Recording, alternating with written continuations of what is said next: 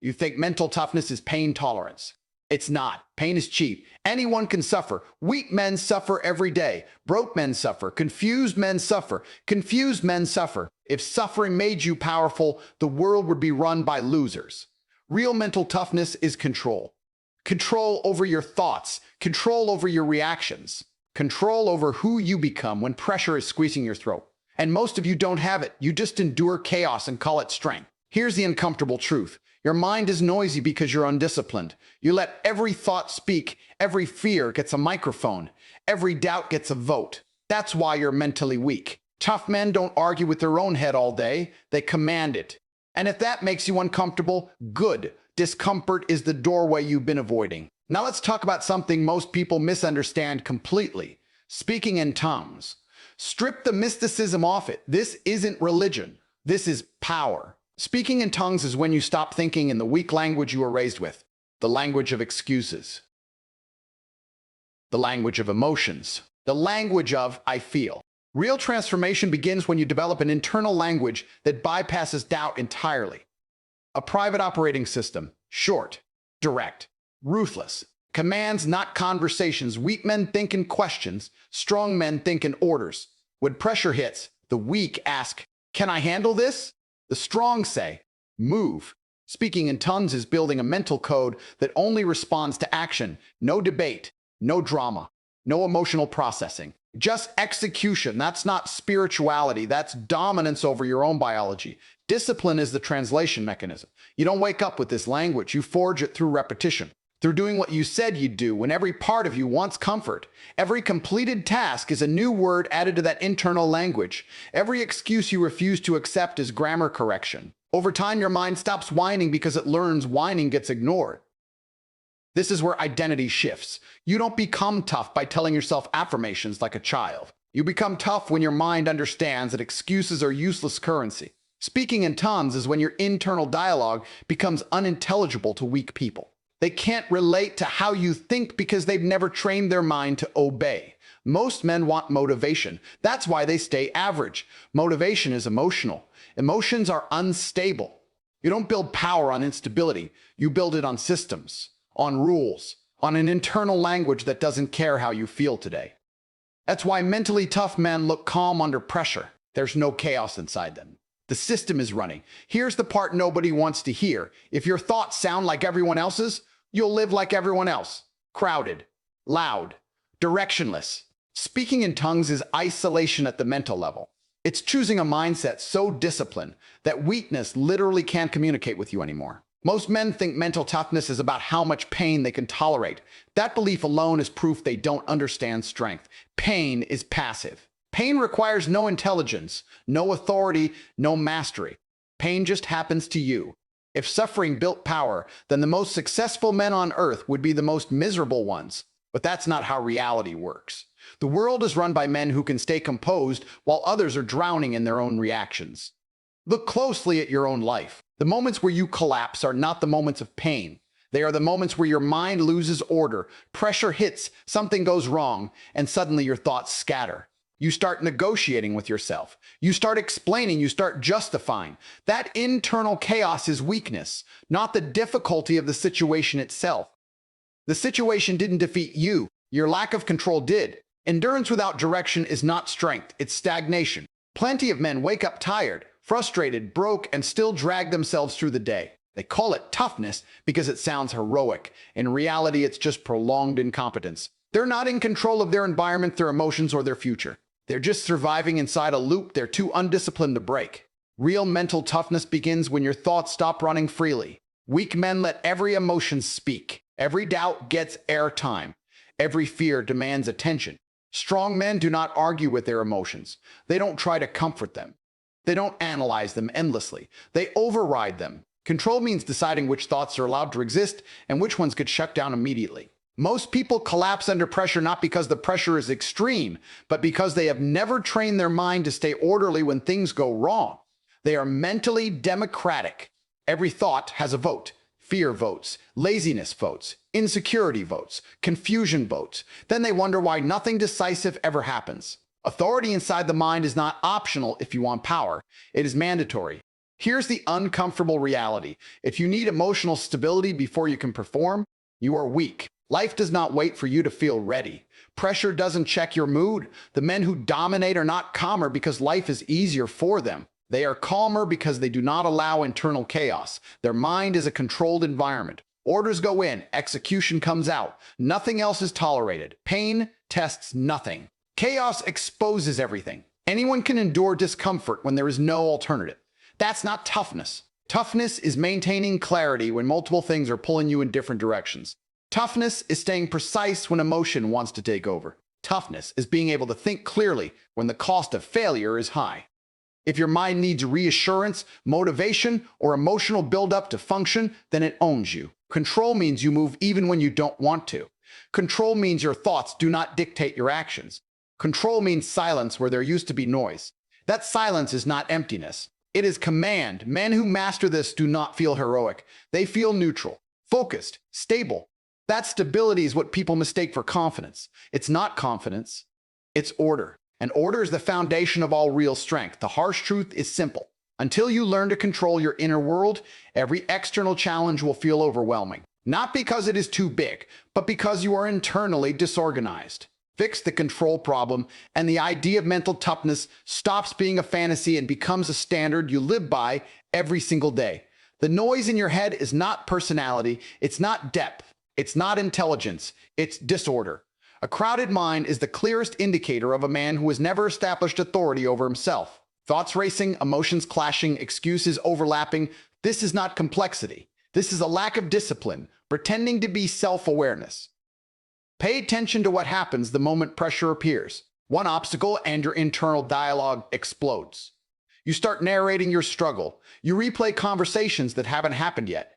You imagine failure before action even begins. None of that helps you win. It only drains energy and delays execution. That mental noise exists because you never trained your mind to stay quiet when it's time to move. Men who lack discipline confuse thinking with progress. They believe if they analyze enough, worry enough, or talk to themselves enough, something will magically improve. It won't. Action comes from clarity, not from mental chatter. The mind that won't shut up is the mind that hasn't been conditioned to obey. Every unnecessary thought is a sign of permissiveness. You allow doubt to linger. You allow fear to explain itself. You allow laziness to negotiate. Discipline is not about forcing yourself once in a while. It's about setting rules your mind learns it cannot break. When there are no rules, everything speaks. When rules exist, only what matters survives. Look at high-pressure environments, combat, elite sports, high-stakes business. The men who perform best are not emotionally expressive. They are minimal, direct, internally quiet. That silence is not emptiness. It's efficiency. They don't waste bandwidth on internal drama because drama was trained out of them long before the moment arrived. Most people think they need more motivation to silence their mind. That's backwards. Motivation adds more noise, more emotion, more fluctuation. What they actually need is structure, fixed routines, non-negotiable standards, repetition so consistent that the mind stops questioning entirely. When the brain realizes resistance is pointless, it conserves energy by complying. A noisy mind is also a mind addicted to comfort. Comfort wants explanations. Comfort wants reassurance. Comfort wants permission to delay. Discipline cuts comfort off at the source. It doesn't argue. It doesn't persuade. It executes. Over time, the mind adapts. It stops offering useless commentary because it understands it won't be acknowledged. Most men are mentally weak, not because life is hard, but because they let internal disorder run unchecked for years. They'd never practiced silence. They'd never trained focus. They'd never imposed consequences on their own laziness. So their mind behaves like an undisciplined child, loud, demanding, emotional, and incapable of sustained effort. Clarity is not something you think your way into. It's something you enforce. You earn it by doing what needs to be done regardless of how you feel. Each time you act without consulting your emotions, you strip noise away. Each time you complete a task without internal debate, you strengthen authority. Slowly, the chaos fades. Not because life got easier, but because your standards rose. If your head is loud, your discipline is weak. That's the reality. Silence is not calmness. Silence is command. And once you experience a mind that only speaks when necessary, you'll realize how much energy you wasted listening to thoughts that never deserved your attention in the first place. Most people misunderstand what real internal power looks like because they'd never experienced it. They think transformation happens through thinking harder, feeling more, or explaining themselves better. That's why they stay trapped in the same patterns. Speaking in tongues in its real sense has nothing to do with sound, emotion, or performance. It's about replacing weak internal language with commands that don't ask for permission. Your internal dialogue shapes your behavior. Most men operate with a vocabulary built around hesitation. Maybe, I'll try. I don't feel ready. That language produces predictable results, delay, inconsistency, and collapse under pressure. You cannot dominate your life while speaking to yourself like a negotiator begging for cooperation. Power begins when the language inside your head stops sounding human and starts sounding mechanical. Speaking in tongues is when your internal communication becomes inaccessible to weakness. It's not poetic, it's not emotional, it's stripped down to action-based instructions. Move, execute, finish, stop, that's it. No explanations, no emotional commentary, no internal debate. When the mind receives commands instead of conversations, it adapts quickly. Resistance fades because resistance is never entertained. Most men fail under pressure because their brain floods them with commentary. Fear explains why it's risky. Doubt explains why now isn't the right time. Comfort explains why waiting makes sense. Speaking in tongues shuts all of that down. It's an internal language that doesn't respond to feelings. It responds to intent, and intent backed by action rewires the mind faster than any motivation ever could. This is where dominance is built, not over others, but over yourself. When pressure hits and your internal system switches to command mode, you gain an unfair advantage. While others are mentally negotiating, you are already moving. While they are emotionally processing, you are already executing. That gap is where outcomes are decided. Speaking in tongues is forged through discipline, not inspiration. You don't wake up one day and suddenly think this way. You train it through repetition. Every time you act without explaining yourself internally, you strengthen the system. Every time you complete a task despite resistance, you reinforce the language. Over time, your mind stops offering excuses because it learns excuses are irrelevant. This internal language creates a visible identity shift. You become someone who doesn't look rushed, emotional, or reactive. People mistake that for confidence. It's not confidence. It's internal alignment. Your thoughts are no longer scattered across emotions and hypotheticals. They are unified behind execution. That unity is rare, and rarity is always mistaken for superiority. Weak men want to feel motivated before they act. Strong men act and let feelings adjust afterward. Speaking in tongues flips the hierarchy. Action leads. Emotion follows. Thought serves execution, not the other way around. Once this structure is installed, hesitation feels foreign. Overthinking feels inefficient. Complaining feels pointless. This is why most people will never understand how mentally dominant men operate. They listen for explanations and hear none. They look for emotion and see none. They assume something is missing. What's missing is noise. What's missing is internal chaos. What's missing is weakness being allowed to speak. When your internal language becomes command-driven, pressure loses its power. Not because pressure disappears, but because it no longer disrupts your internal order. You don't rise to the occasion. You function according to your system. And systems don't panic. They perform. This is the hidden edge. Not intelligence, not talent, not motivation. Internal language control.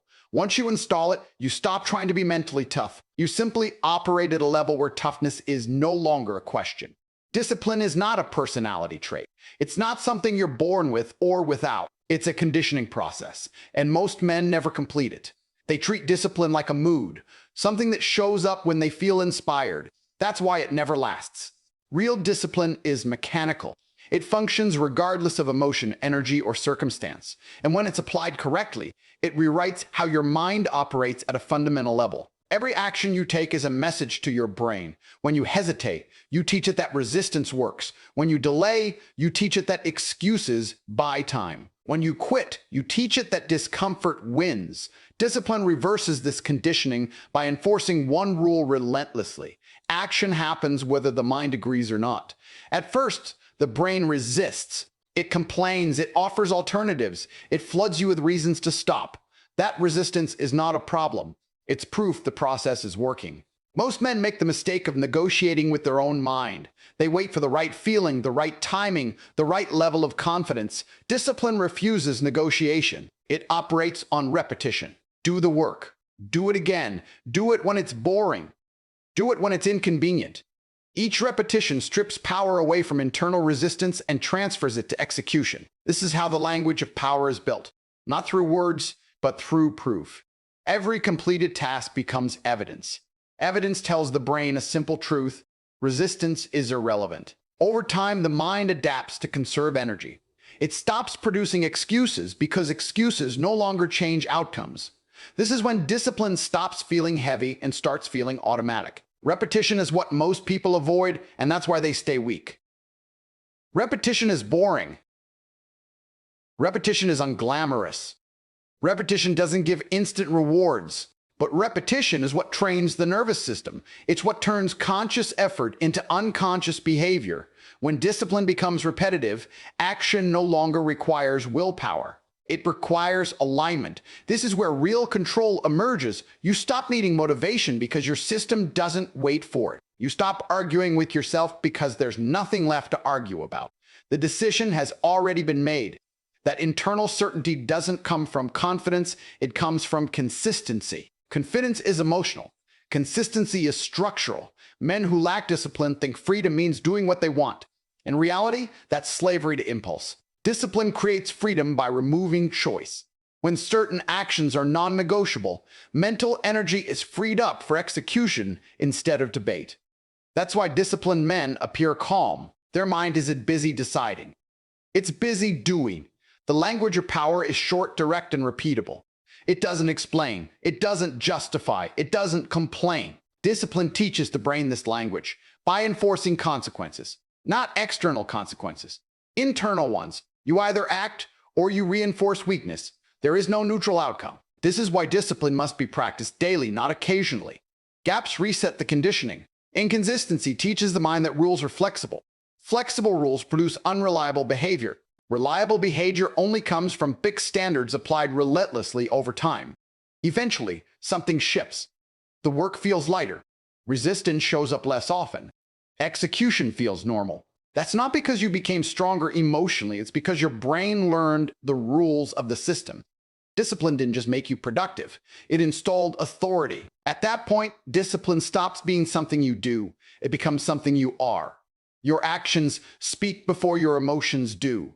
Your identity aligns with execution, and once that alignment is established, the language of power no longer needs effort. It runs on repetition alone. Most men think identity is something they discover. That belief alone keeps them weak. Identity is not found through reflection, journaling, or self-talk. Identity is enforced through behavior. Who you are is simply what your mind has learned will happen when it offers an excuse. If excuses still work, weakness is still part of your identity. It's that simple. Every time your mind says, "not now," and you listen, you reinforce a pattern. Every time it says, "you're tired," and you slow down, you confirm that comfort has authority. Over time, your brain learns a dangerous rule. Excuses change outcomes. Once that rule is installed, toughness is impossible. You can't build strength on a system that rewards hesitation. Most people try to change identity by adding beliefs. That never works. Beliefs are fragile. They collapse under pressure. Identity changes only when certain behaviors become non-negotiable and excuses stop producing relief. The moment your brain realizes that weakness no longer buys safety, something fundamental shifts. Resistance loses its leverage. Excuses are not logical arguments. They are survival mechanisms. They exist to protect energy, avoid discomfort, and preserve familiarity. When you accept them, you are not being kind to yourself. You are training yourself to remain small.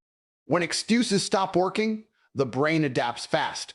It has no loyalty to comfort. It only responds to patterns. This is where real toughness is forged. Not when you feel confident, not when you feel motivated, but when your mind throws every excuse it has at you and none of them succeed. At first, this creates friction. Internal tension, a sense of pressure. Pressure is the old identity fighting for survival. Most men back off here. They mistake resistance for a warning. It's not, it's withdrawal symptoms. When excuses consistently fail, the brain updates its model of who you are. It stops presenting weakness as an option because weakness no longer achieves its goal. This is how identity changes without affirmation, visualization, or emotion. The system recalibrates based on results. This is why mentally strong men don't talk about discipline. They don't romanticize struggle. They don't explain themselves. Their identity is already settled. Action is expected. Delay feels unnatural. Not because they are superhuman, but because their mind learned long ago that excuses are useless. Most men live in constant internal debate because they never closed the case. They left room for negotiation. They allowed loopholes. They created exceptions. Identity built on exceptions is unstable. It collapses the moment pressure increases. Identity built on rules holds under stress because it doesn't depend on mood. When excuses stop working, emotional manipulation stops too. Fear can speak, but it no longer decides. Laziness can appear, but it no longer delays action. Doubt can exist, but it no longer changes direction. That's not suppression. That's hierarchy. Thoughts are allowed to exist, but only one voice has authority. This process is uncomfortable because it removes familiar escape routes. You lose the ability to lie to yourself convincingly. You stop feeling sorry for yourself because it doesn't lead anywhere. You stop needing external validation because your internal standards are clear. That clarity is what most people mistake for arrogance. It's not arrogance, it's resolution. Once this identity is installed, regression feels painful. Skipping work feels wrong. Making excuses feels embarrassing, not because someone is watching, but because your system rejects it. That's when you know the change is real. The mind no longer identifies with weakness. At that point, mental toughness stops being something you chase. It becomes the default state. Not loud, not emotional, just stable, grounded, and immovable. And it all starts when excuses stop getting rewarded. The world does not reward effort. That idea is comforting, and that's exactly why weak men cling to it. Effort feels noble. Effort sounds fair. Effort allows you to fail while still feeling morally superior. But reality doesn't operate on fairness. It operates on outcomes. Control produces outcomes. Effort without control produces excuses. Look around. There are millions of men working hard every day who remain broke, stressed, replaceable, and invisible. If effort was enough, they would all be winning. They're not. Because effort applied without precision is just energy leaking in random directions. Control is what concentrates force. Control is what turns movement into progress. Control starts internally. If you can't regulate your thoughts, your emotions, your impulses, you have no leverage in the external world. A man who reacts emotionally is predictable. A predictable man is easy to manipulate. Markets, people, competitors, and circumstances all exploit emotional reactions. The man who stays controlled under pressure dictates the frame. He doesn't chase outcomes, he shapes them. Most people confuse being busy with being effective. They move constantly, but they don't move deliberately. Control means knowing when to act and when not to. It means choosing restraint over impulse. It means delaying gratification without feeling deprived. That ability alone separates leaders from laborers. Pressure exposes this instantly. When things go wrong, effort-based men panic. They try harder. They speed up. They get louder. Control-based men slow down. They reduce variables. They make fewer decisions, not more. That calm is not confidence, it's clarity. And clarity always wins against chaos. The marketplace doesn't care how hard you tried. It cares whether you delivered. Relationships don't respect emotional outbursts. They respect boundaries and consistency. Life doesn't reward good intentions. It rewards those who can maintain control when conditions are unstable. That's why composure under stress is such a powerful advantage. It signals authority without words. Effort is emotional. Control is structural. Effort fluctuates with mood, energy, and motivation. Control is installed through systems, habits, and rules. Once control exists, effort becomes secondary. You don't need to push yourself constantly because your system keeps you aligned. That's why controlled men appear effortless. They're not working harder. They're leaking less energy. Most failures are not caused by lack of intelligence or opportunity. They're caused by loss of control in key moments. One emotional decision, one impulsive reaction, one lapse in discipline. Control prevents these collapses. It creates consistency, and consistency compounds. The men who dominate any field are not the most emotional or the most passionate. They are the most regulated. They can detach from short-term feelings and operate based on long-term positioning. That detachment is not coldness, it's strategy. Emotion clouds judgment. Control sharpens it. If your internal state is constantly shifting, your results will be unstable. If your reactions depend on how you feel today, you will never build momentum. Control removes volatility. It creates a predictable internal environment where execution can happen regardless of circumstances. This is the brutal reality most people avoid. Effort is easy to fake. Control is not. Anyone can look busy. Anyone can complain about how hard they're trying. Very few people can stay disciplined, composed, and precise when pressure is high and no one is watching. Once you understand this, excuses lose their appeal. Complaining feels pointless. Emotional venting feels weak. You start measuring yourself by output, not intention, by stability, not intensity, by control, not comfort. That shift changes everything. Not because life gets easier, but because you stop giving away power. And in a world that only respects results, control is the only currency that never loses value. Real mental toughness isn't loud, it's precise. It's quiet confidence built from thousands of moments where you prove to yourself that your word matters. And once your mind understands that, it stops resisting. It falls in line. So understand this clearly. Mental toughness isn't something you feel, it's something you install. You either train your mind to speak your language, or you spend your life translating excuses into failure. Choose wisely. Because the world doesn't reward effort, it rewards control.